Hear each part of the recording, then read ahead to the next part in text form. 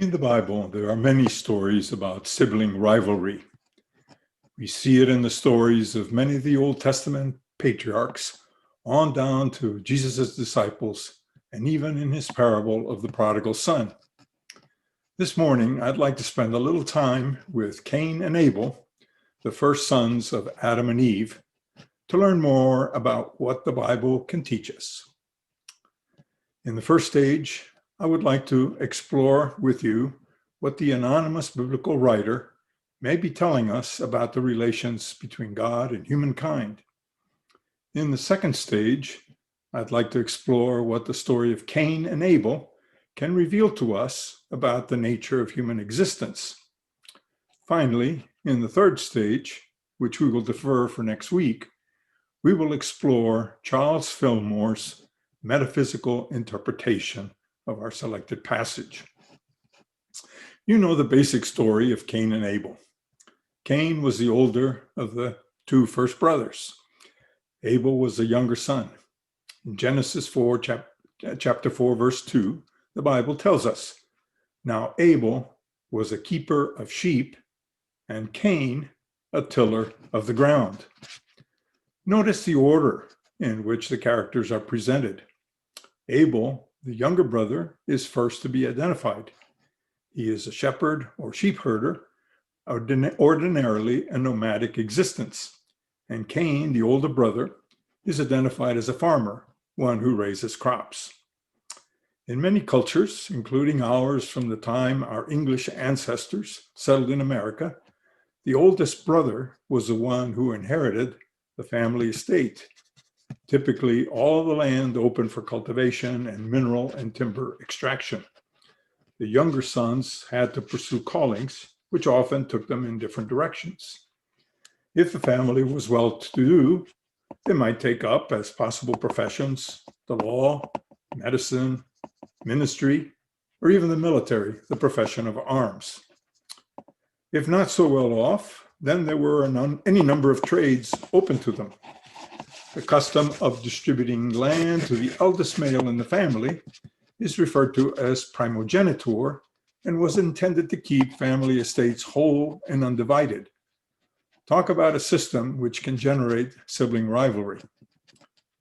Returning again to Cain and Abel, or should we say Abel and Cain, the writer of Genesis tells us that both brothers sacrificed to God a share of their earnings. But God seemed more pleased with Abel's offering than with Cain's. In the painting I'm about to show you,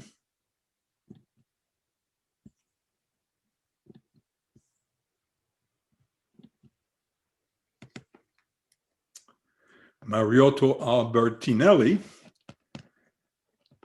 the Florentine artist who created it in 1510, depicts the two brothers and the sacrifices. On the upper left side of the painting, you can see the figure of God in the clouds blowing a direct line of fire, which consumes Abel's sacrifice. And on the right side of the painting, you see Cain struggling with smoke in his face to find favor with God. The painting, by the way, is part of the Harvard University Museum's collection. Cain became distressed with Abel's favor with God and killed him. The Bible tells us that Cain's jealousy drove him to kill his brother. Why was one sacrifice acceptable and the other not?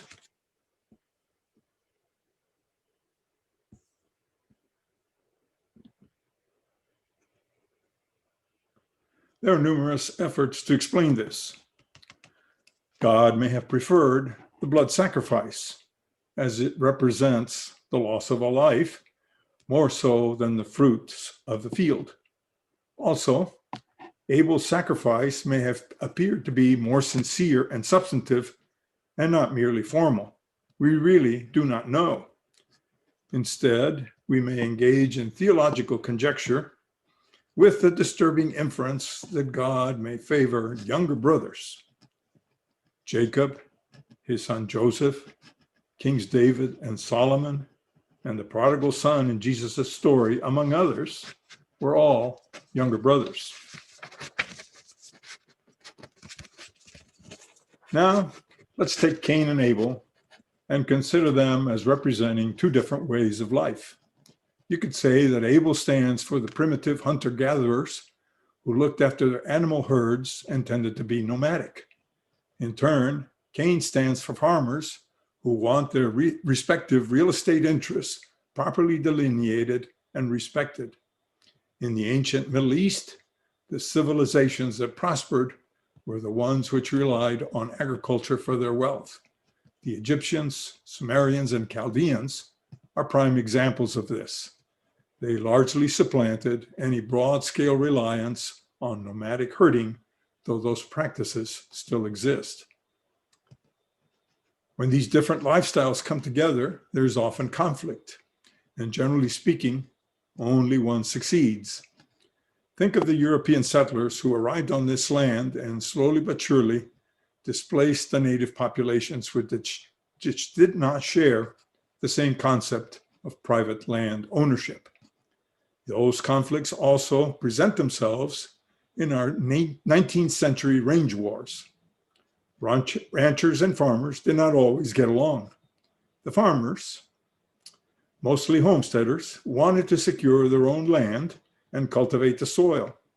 The ranchers, in turn, wanted to let their animals graze on open land.